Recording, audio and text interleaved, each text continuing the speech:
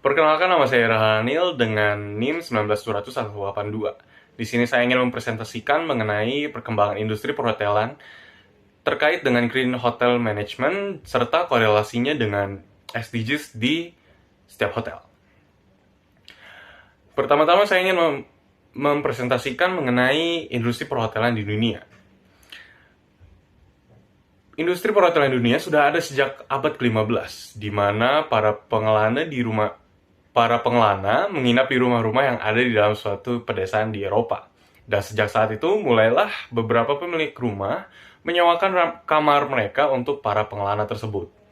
Sehingga beberapa negara di Eropa dan Inggris mulai mewajibkan rumah penginapan tersebut didaftarkan secara resmi dan dijadikan sebagai hotel.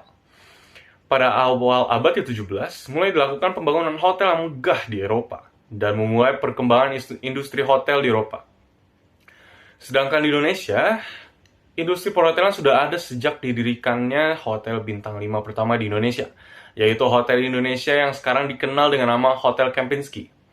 Lalu pada tahun 1963, mulailah dibangun Hotel Bali Beach, yang menjadi salah satu hotel yang paling pandang di dunia internasional pada saat itu hingga saat ini. Saat itu, mulailah Indonesia semakin dipandang dalam dunia perhotelan internasional. Namun, dengan banyaknya peminat dari luar negeri dan dalam negeri, perlu adanya sarana dan prasarana yang mencukupi. Namun, dengan perluasan sarana dan prasarana, ada satu isu yang menjadi masalah yang cukup besar, yaitu pemanasan global. Untuk menanggulangi permasalahan tersebut, dimulailah pengimplementasian konsep Green Hotel yang bersifat ramah lingkungan.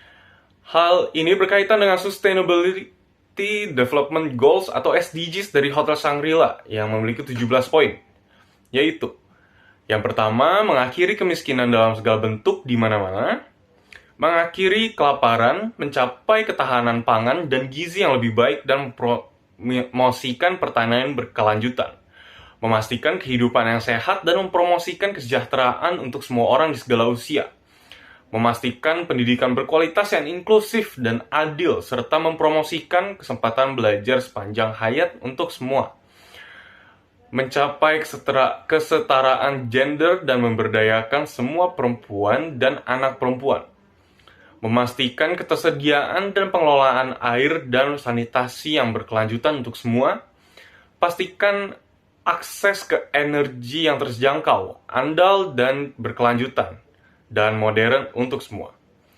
Mempromosikan pertumbuhan ekonomi yang berkelanjutan, inklusif dan berkelanjutan. Lapangan kerja penuh dan produktif, serta pekerjaan yang layak untuk semua. Membangun infrastruktur yang tangguh, mempromosikan industrialisasi yang inklusif dan berkelanjutan, serta mendorong inovasi.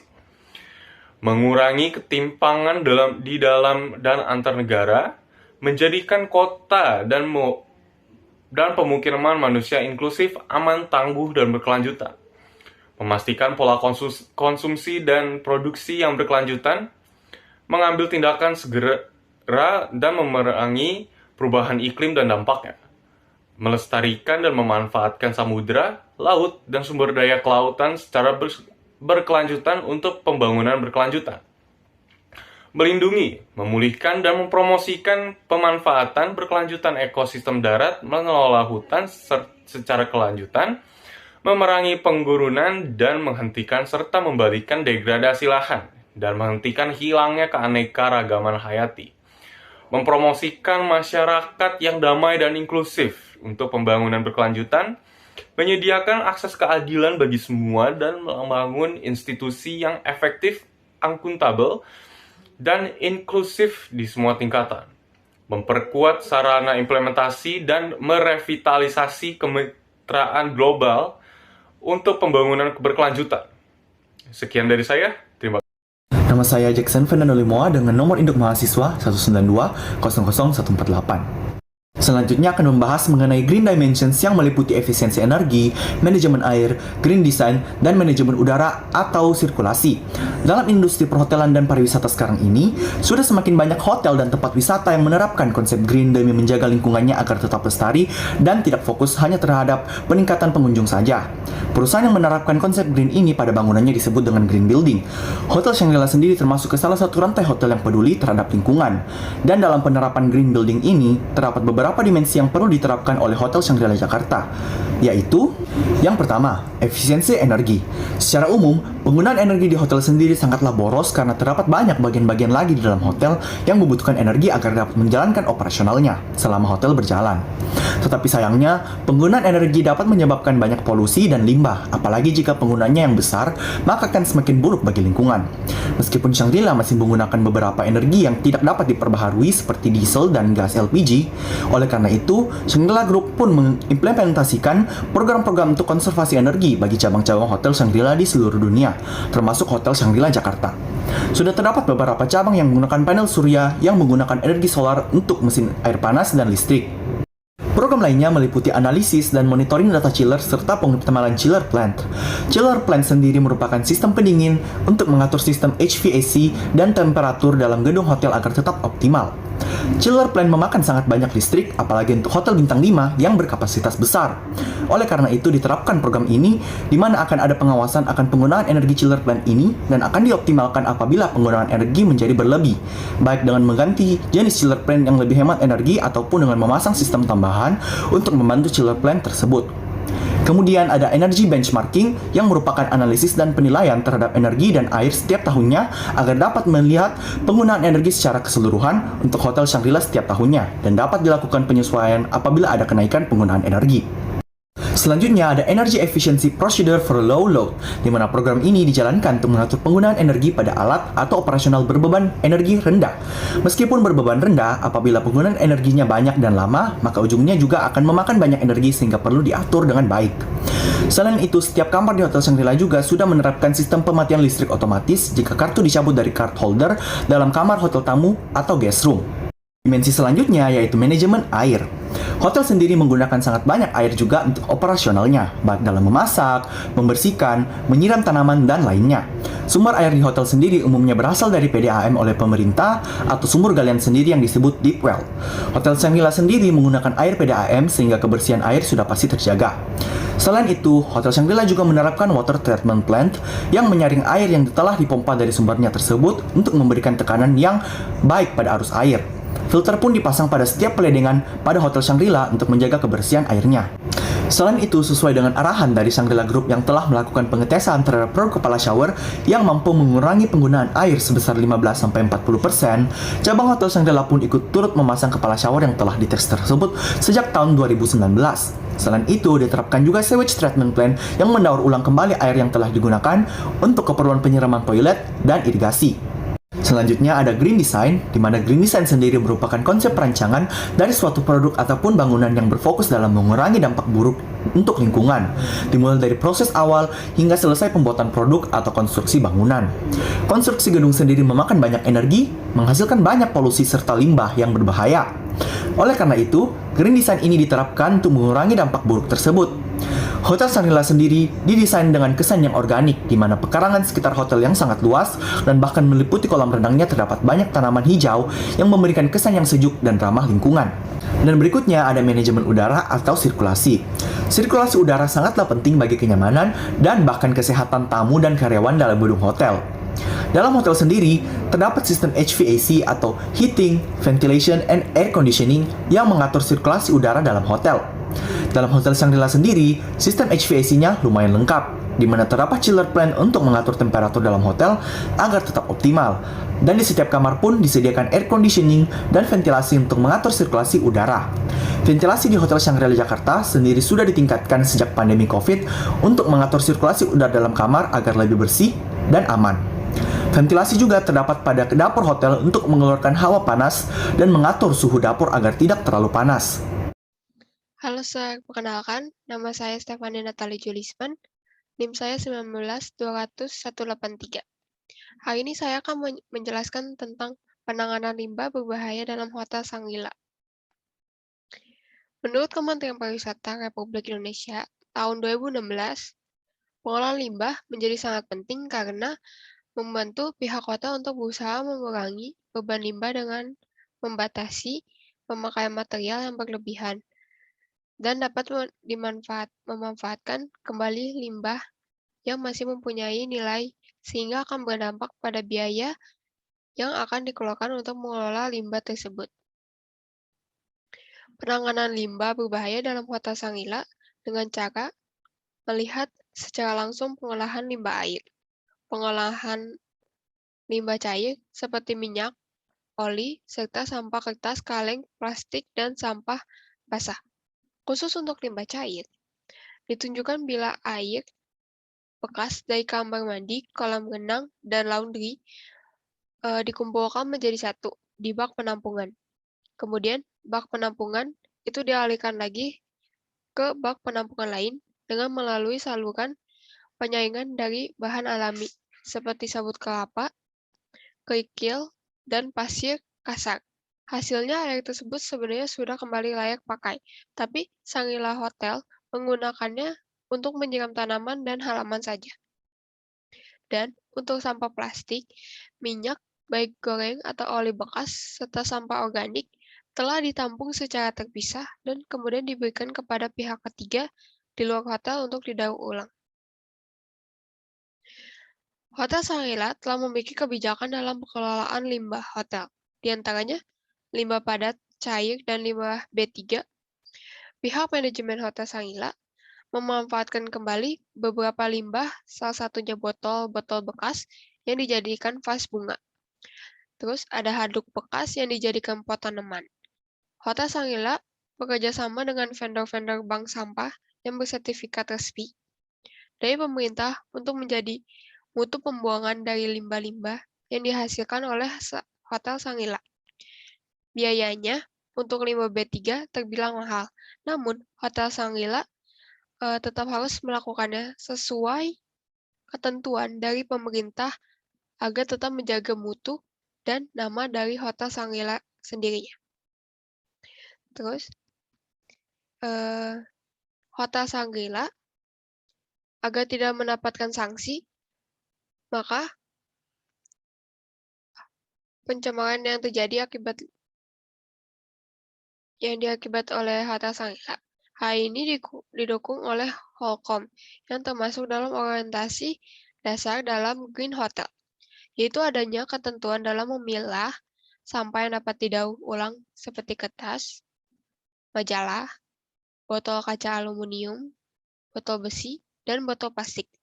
Dan untuk bahan yang mengandung polusi seperti baterai dan cartridge, masing-masing bisa diambil dengan benar oleh perusahaan-perusahaan daur ulang dengan bidang khususnya, masing-masing yang telah dikontrak oleh perusahaan. Terima kasih. Selamat pagi, Mr. Randy. Perkenalkan, nama saya Shirley Sia dengan NIM 19200219. Di sini saya akan menjelaskan korelasi consumer behavior dengan isu green management. Konsumen merupakan orang yang sangat penting bagi seorang pengusaha, karena mereka yang mampu mengembangkan sebuah bisnis. Consumer behavior adalah aktivitas konsumen yang berhubungan dengan mencari, memilih, membeli, menggunakan, dan mengevaluasi barang ataupun jasa yang digunakan. Green management merupakan strategi pengelolaan kesadaran lingkungan dengan cara menerapkan dan menaati seluruh peraturan tentang pengelolaan lingkungan maupun penggunaan sumber daya alam yang efektif. Saat ini, pelestarian lingkungan menjadi prioritas berbagai negara di dunia, termasuk Indonesia. Pemerintah Indonesia lalu mewujudkan perancangan program pembangunan berkelanjutan. Pembangunan berkelanjutan adalah upaya sadar dan terencana yang memadukan aspek lingkungan hidup, sosial, dan ekonomi ke dalam strategi pembangunan untuk menjamin keutuhan lingkungan hidup. Dalam sektor usaha, upaya menjaga kelestarian lingkungan diwujudkan dengan implementasi Go Green pada berbagai bidang, yaitu pemasaran, produksi, maupun keuangan. Dari sektor rumah tangga, konsumen dikenal dengan istilah green consumers. Irawan dan Vianney berpendapat green consumers ataupun konsumen hijau didefinisikan sebagai individu yang melakukan pembelian dengan terlebih dahulu memikirkan dampak terhadap lingkungan dari barang yang mereka konsumsi. Green consumer behavior adalah perilaku individu yang dipengaruhi oleh kepedulian terhadap lingkungan. Perilaku ini dicerminkan oleh individu ketika ia mencari, membeli, menggunakan, mengevaluasi, dan membuang produk tersebut. Menurut Jati dan Waluyo, dalam kesadaran lingkungan, terdapat 4 variabel yang mempengaruhi perilaku pembelian konsumen. Yang pertama, environment knowledge. Yang kedua, environment attitude. Yang ketiga, recycling behavior. Dan yang terakhir, political actions. Environment knowledge, wawasan dan pengetahuan konsumen menjadi faktor penting bagi upaya melakukan Go Green di Indonesia. Secara umum, pengetahuan masyarakat untuk menjaga kelestarian lingkungan masih relatif rendah, sehingga perlu mendapatkan perhatian serius. Rendahnya wawasan dan pengetahuan konsumen tentang lingkungan berdampak pada aktivitas Go Green marketing. Dan perilaku konsumen yang pro lingkungan masih relatif rendah di Indonesia. Kesadaran konsumen akan timbul dan semakin kuat jika mereka diberikan informasi dan pengetahuan yang lengkap dan akurat tentang isu lingkungan. Pengetahuan konsumen yang baik akan mendorong perilaku positif terhadap keberlangsungan lingkungan. Yang kedua, environment attitude. Merupakan bentuk evaluasi perasaan dan kecenderungan potensial untuk bereaksi yang merupakan hasil interaksi antara komponen kognitif, afektif, dan konatif. Sikap dan perilaku seseorang dalam mengambil keputusan terhadap lingkungan menjadi salah satu faktor dalam usaha meningkatkan kualitas lingkungan. Menurut Schiffman dan Wissenbill, secara umum, sikap konsumen diartikan sebagai kecenderungan yang dipelajari untuk mencerminkan suatu yang menguntungkan ataupun evaluasi yang tidak menguntungkan terhadap suatu produk tersebut. Yang ketiga, recycle behavior. Untuk meningkatkan kepedulian masyarakat terhadap keberlangsungan lingkungan, dapat dilakukan melalui sosialisasi secara berkesinambungan tentang akibat yang ditimbulkan dari perilaku yang mengabaikan lingkungannya. Recycle adalah proses untuk menjadikan suatu barang bekas menjadi barang baru dengan tujuan untuk mencegah adanya sampah yang berserakan. Daur ulang merupakan salah satu strategi pengolahan sampah padat yang terdiri atas kegiatan pemilihan sampah yang dapat didaur ulang, pengumpulan, pemrosesan lebih lanjut, pendistribusian, dan pembuatan produk ataupun material bekas pakai, serta komponen utama. Hal ini merupakan bagian dari proses hierarki penanggulangan sampah 4R, reduce, reuse, recycle, and replace. Yang keempat, political actions. Setiap individu membutuhkan lingkungan sebagai pemenuhan kebutuhan hari ini dan kebutuhan di masa depan. Lingkungan dapat berfungsi sebagai basis pertama dan utama dalam pengaturan politik masa kini dan masa depan. Pengetahuan konsumen yang benar akan mendorong perilaku positif terhadap keberlanjutan lingkungan. Semakin tinggi tingkat pengetahuan masyarakat terhadap lingkungan akan mendorong semakin tingginya kesadaran untuk membeli produk yang lebih ramah lingkungan. Pengetahuan yang dimaksud tersebut adalah berbagi informasi tentang produk ramah lingkungan, isu-isu lingkungan saat ini seperti pemanasan global, efek rumah kaca, kerusakan hutan, dampak pemakaian produk yang tidak ramah lingkungan, dan langkah-langkah yang harus dilakukan dalam perlindungan lingkungan. Indonesia dinobatkan sebagai negara penyumbang sampah plastik ke laut terbesar nomor 2 di dunia. Menurut data yang diperoleh dari Kementerian Lingkungan Hidup dan Perhutanan, sampah di Indonesia mencapai 175.000 ton per hari. Penggunaan kantong plastik yang secara tidak bertanggung jawab bisa menyebabkan tersumbatnya selokan dan badan air yang termakan oleh hewan, rusaknya ekosistem di sungai dan di laut. Pemerintah Indonesia memiliki komitmen untuk menurunkan 70% sampah plastik di laut pada tahun 2025 melalui pengurangan sampah sebesar 30% dan penanganan sampah sebesar 70%. Mengatasi masalah sampah di laut harus dimulai dengan pengolahan sampah plastik di darat, karena 80% sampah di lautan berasal dari darat. Oleh sebab itu, Indonesia sedang menegaskan untuk mengurangi pemakaian plastik yang dinamakan Gerakan Diet Plastik. Gerakan Diet Plastik ini bertujuan untuk menyadarkan masyarakat tentang bahayanya yang ditimbulkan dari penggunaan plastik yang tidak terkontrol dan untuk mengendalikan jumlah peredaran sampah plastik, sehingga bisa mengurangi dampak buruk yang terjadi. Gerakan Diet Plastik adalah sebuah gerakan kepedulian lingkungan yang menawarkan harga hidup ramah lingkungan. Selanjutnya, saya akan membahas tentang relevansi dan tanggung jawab perusahaan. Relevansi, informasi yang disajikan oleh perusahaan haruslah informasi yang mempunyai relevansi bagi pengembalian keputusan para pemodal. Laporan keuangan yang diterbitkan perusahaan harus dapat mengungkapkan kondisi perusahaan yang sebenarnya, sehingga bermanfaat bagi masyarakat umum. Untuk informasi yang bermanfaat bagi pengambilan keputusan, harus memenuhi kualitas, relevansi, dan reliabilitas. Informasi yang relevan adalah informasi yang bisa memenuhi kebutuhan pemakai laporan keuangan dalam proses pengambilan keputusan. Informasi yang relevan dapat mempengaruhi keputusan ekonomi pemakai. Relevansi adalah suatu kapasitas informasi yang mempengaruhi keputusan pemakai informasi untuk memprediksi kejadian di masa lalu, kini, dan masa yang datang.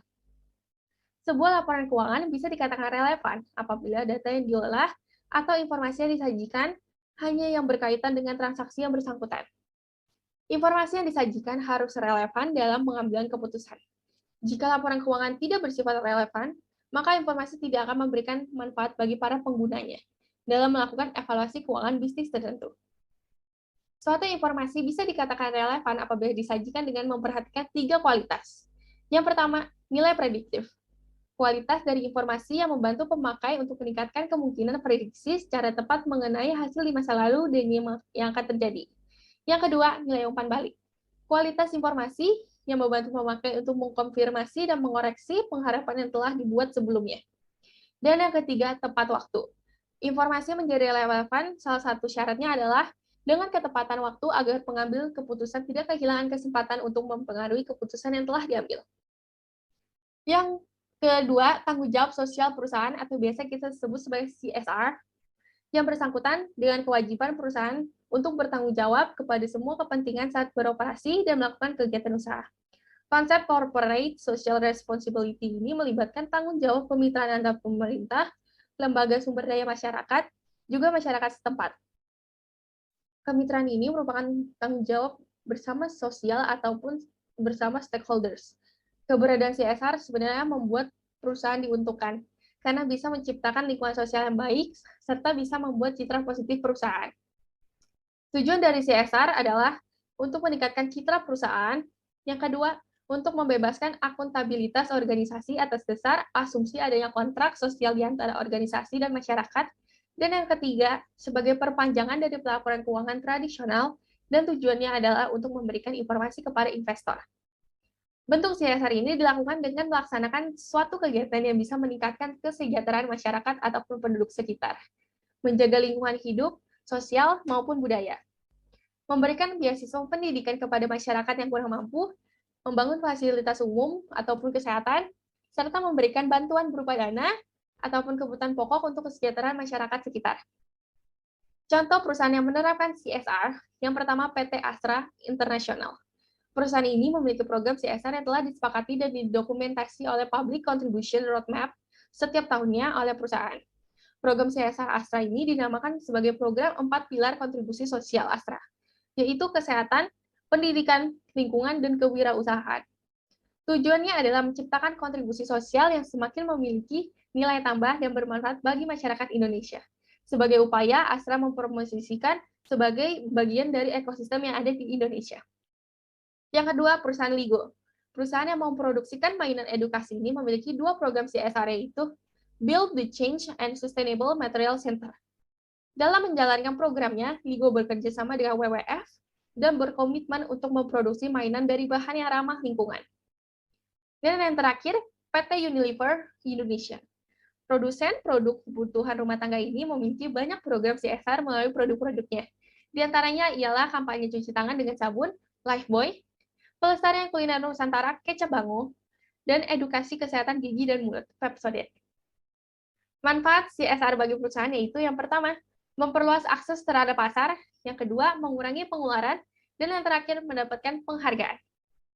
Adapun tahapan-tahapan CSR, menurut Wibisono, terdapat 3 tahapan CSR. Yang pertama, tahap perencanaan. Tahap ini terdiri dari 3 langkah utama, yaitu awareness building, CSR assessment, dan CSR millennial building. Yang kedua, tahap implementasi. Pada tahap ini terdapat beberapa poin yang penting diperhatikan, yaitu pengorganisasian, sumber daya, penyusunan, pengarahan, pengawasan, dan pelaksanaan sesuai rencana maupun penilaian tingkat pencapaian tujuan. Dan yang terakhir, tahap evaluasi. Tahap evaluasi ini perlu dilakukan secara konsisten dari waktu ke waktu untuk mengukur sejauh mana efektivitas penerapan CSR. Adapun kebijaksanaan perusahaan dalam CSR. Menurut Steiner dalam Mulyadi, kebijakan umumnya dianggap sebagai pedoman untuk bertindak ataupun saluran untuk berpikir. Secara lebih khusus, kebijakan adalah pedoman untuk melaksanakan suatu tindakan kebijakan mencakup seluruh bidang tempat tindakan ataupun yang dilakukan.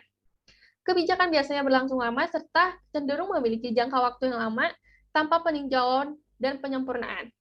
Kebijakan menjelaskan bagaimana cara penyampaian tujuan dengan menentukan petunjuk yang harus diikuti. Kebijakan dirancang untuk dijamin konsistensi tujuan dan untuk menghindari keputusan yang berwawasan sempit dan berdasarkan kelayakan. Nama saya Marcelino Jonathan dengan nomor NIM 192000131. Sekarang saya akan menjelaskan mengenai analisis SWOT. Dimulai dari strengths atau kekuatan. Hotel Shangri-La Jakarta telah mengimplementasikan green marketing secara baik yang dibuktikan dengan penghargaan ASEAN Green Hotel Award yang telah diperolehnya. Selain itu, penggunaan energi yang terbarukan turut berperan dalam proses melakukan efisiensi di Hotel Shangri-La Jakarta. Dengan keikutsertaannya, maka Hotel Shangri-La Jakarta ini juga turut meningkatkan brand image hotelnya di mata masyarakat dan juga para calon konsumennya, yang memberikan kepedulian kepada lingkungan, aspek lingkungan, dan sosial di sekitarnya. Selain itu, implementasi dari green marketing ini juga mengurangi dampak yang kurang baik terhadap penggunaan energi secara berlebih dan juga membantu dalam proses pengolahan limbah yang berasal dari hotel. Sistem Sustainability Development Goals merupakan salah satu sistem yang membantu juga dalam hal menciptakan pertumbuhan ekonomi yang berkelanjutan bagi masyarakat sekitarnya, seperti dalam menciptakan penyediaan lapangan pekerjaan dan juga pemberian program pendidikan secara gratis kepada masyarakat yang kurang mampu. Selain itu juga penggunaan chiller plant yang menjadikannya sebuah sistem terbarukan yang membantu dalam penghematan penggunaan energi sehingga menjadi lebih hemat pada penggunaan HVAC Hotel Shangri-La Jakarta. Selanjutnya ada weakness atau kelemahan dari Hotel Shangri-La Jakarta. Yang pertama, walaupun green marketing telah diterapkan pada hotel ini, namun tetapi masih banyak saja pengunjung dan masyarakat yang kurang pengetahuan dan sadar akan program green yang telah diterapkan. Dan segala kegiatan yang diikuti atau dilakukan oleh Shangri-La Jakarta selain dipengaruhi oleh kurangnya publikasi, juga kurangnya pemahaman secara lebih daripada masyarakat di sekitarnya. Selain itu juga program sanctuary yang belum terlaksana secara baik di lokasinya karena Hotel Shangri-La Jakarta terletak di tengah kota, sedangkan biasanya program sanctuary harus berada di tempat yang alam, seperti di pinggir sungai ataupun dekat hutan. Selanjutnya ada bagian opportunities atau peluang. Yang pertama, green marketing membuat Hotel Shangri-La Jakarta menjadi lebih unggul dibandingkan dengan hotel lainnya karena memasarkan dan memberikan dampak yang baik untuk brand image dan juga tujuannya. Selain itu juga penerapan dari CSR atau Corporate Social Responsibility juga turut membantu dalam menyejahterakan masyarakat di sekitarnya dengan berbagai program seperti pemberian beasiswa secara gratis kepada masyarakat di sekitarnya dan juga membantu dalam pembangunan infrastruktur yang masih belum terlaksana sebelumnya seperti sarana kesehatan memadai dan juga sarana pendidikan yang memadai.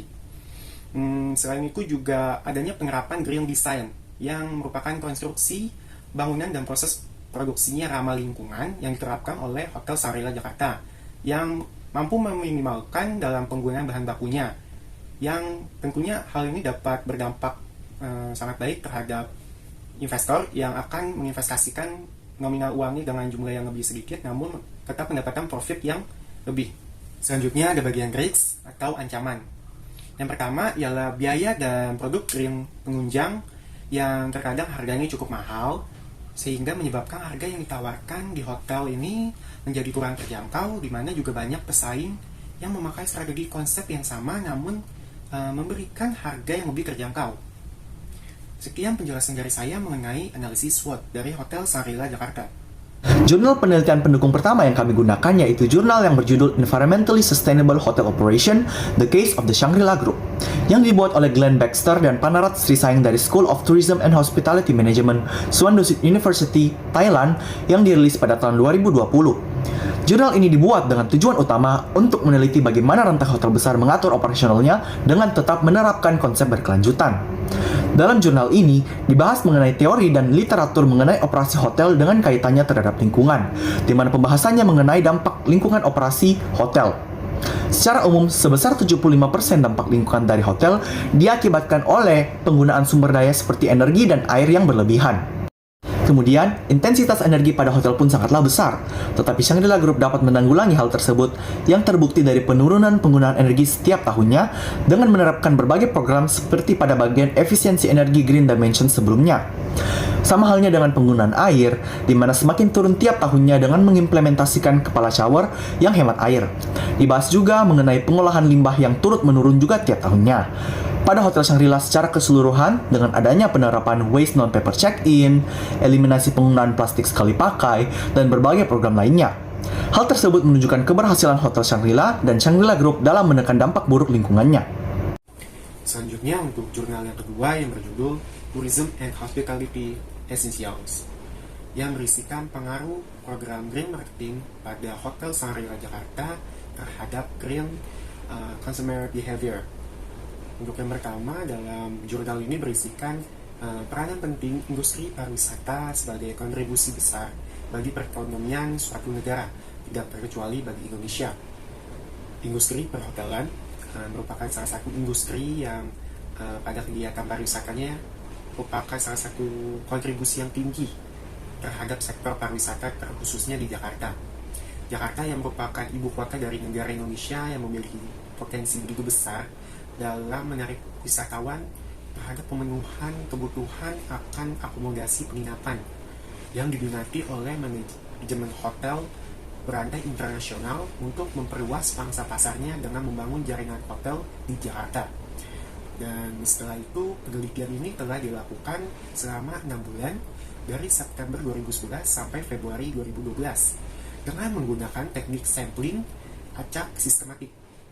Hasil penelitian menunjukkan bahwa green marketing berpengaruh sangat signifikan terhadap perilaku konsumen hijau. Faktor green marketing yang memberikan pengaruh besar ialah green management system di Hotel Shangri-La Jakarta. Sekian penjelasan saya mengenai jurnal kedua. Jadi kesimpulannya, Hotel Shangri-La Jakarta telah memiliki green management yang cukup baik, serta juga green concept yang cukup memadai yang disebut dengan green hotel. Walaupun di balik hal tersebut masih banyak kekurangan yang dimilikinya, seperti dalam hal pengelolaan air dan juga green concept yang dimana green management hotel masih belum banyak diketahui pada saat proses pembangunan hotel tersebut. Namun di balik kekurangan tersebut juga masih banyak hal kelebihan yang dimiliki oleh Hotel Shangri-La Jakarta, seperti penerapan green management yang cukup memadai dan juga SDGs yang cukup baik. Selain itu juga penerapan CSR yang turut membantu dalam membangun citra yang baik bagi hotel ternama bintang 5 di Jakarta ini. Dan setelah itu berdasarkan SWOT, analisa SWOT juga, Hotel Shangri-La Jakarta memiliki citra yang baik dan juga masa depan yang cerah dengan penerapan terhadap lingkungan yang minim. Sekian penjelasan saya mengenai kesimpulan. Terima kasih.